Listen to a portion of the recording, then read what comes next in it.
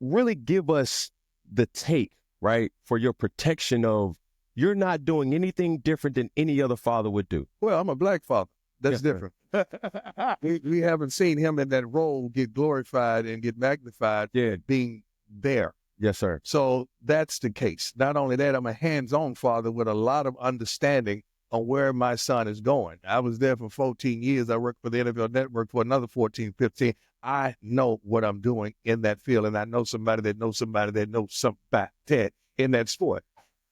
So, Time, why is it that, it's a problem? Because Shedeur said, look, I didn't know it was a problem to have your dad in your life. I didn't know it was a problem for your parents to want what's best for their child. Normally, that's what we do. We try to do everything we possibly can to put our kids in the best position. Right. If they can't get a scholarship, we pay for them to go to college. It was a problem for LeVar Ball.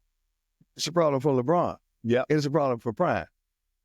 Who else is it a problem for? Because I don't see it other places, but I see it on this side. I'm just being the father that God called me to be. Don't get mad at me because I'm there. You're supposed to clap right there. And that was but you've always been that Time. Right. We went to the hall together, and you got there late because you were playing football games, right? From Dallas. I was Coach Prime before they knew I was Coach Prime. So that's what I was doing, playing ball and coaching my kids and just mentoring and loving on these other kids, like what Cam does with his 7-on-7 team. Thanks for tuning in to the Urban Scope podcast. As you can tell from that clip, Deion pretty much has it figured out of what the media is trying to do without trying to say it verbatim. It's very good, interesting dialogue that he put out there and I'm glad that he brought up LeVar, or they brought up LeVar in that discussion, because LeVar was given a bad rap from being in his kids' lives, and people were saying he's in their lives too much, which you never hear that for our counterparts, his fathers, and for the counter athletes. You only hear this when it comes mostly to these black athletes, because what does being there too much mean?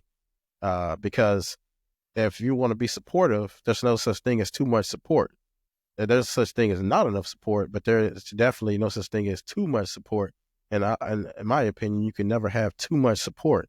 And LeVar was there, and of course he was speaking on his kids because he was confident in what his kids' abilities were. And he showed you, his son LaMelo was drafted. He got two sons that were lottery picks. And his other son, Jello, if it wasn't for the incident at UCLA, he might have been, drafted at some point, but unfortunately he wasn't. But, he just released a big hit song and attained this record deal for $13 million allegedly. So he has sons that are doing great things, and he's been a monumental part of their lives, all the way from Little League all the way to now. And he's done everything to try to look out for his kids because he was an athlete. So he knows what the game can do to you. And he didn't want his kids to be taken advantage of. And I think it was important to have him in their lives because he was able to tell them, hey, do it this way. Don't try to do it this way, because, he knows what people do and how people try to take advantage.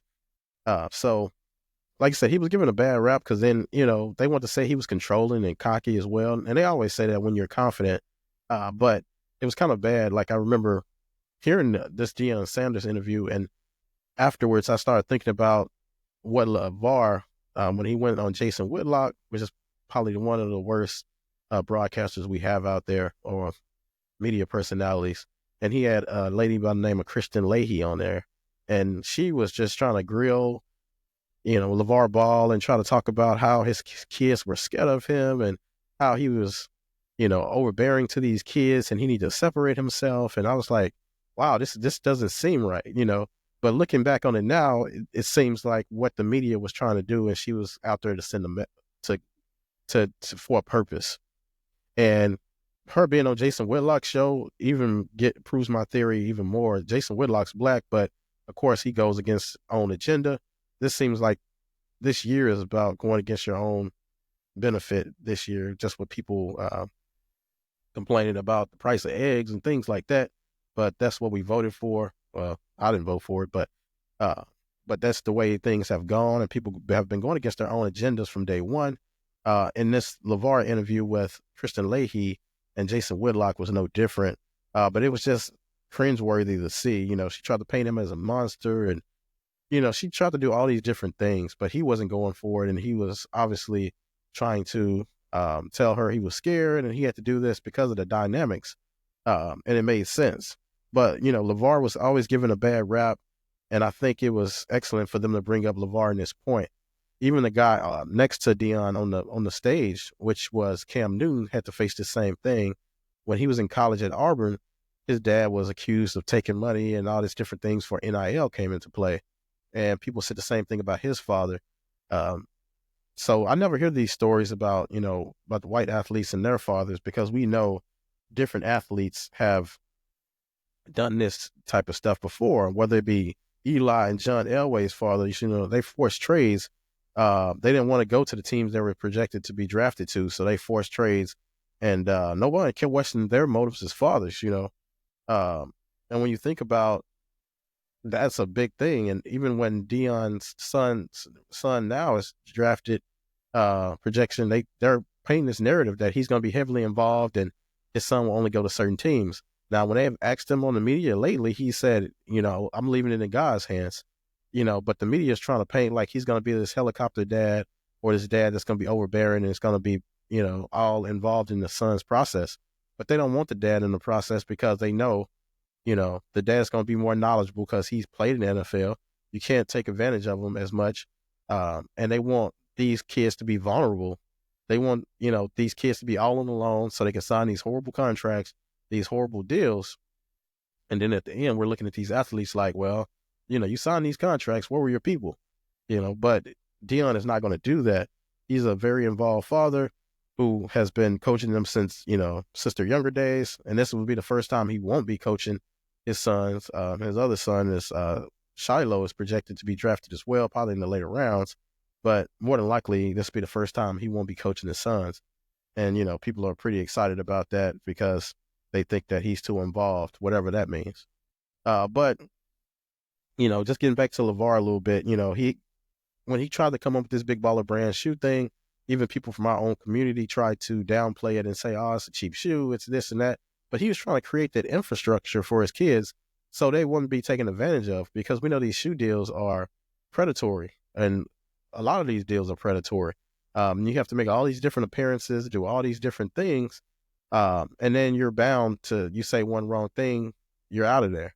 LeVar wanted to create something that was his, so they can never be bound to those same rules. They can control their own destiny. They can never be fired.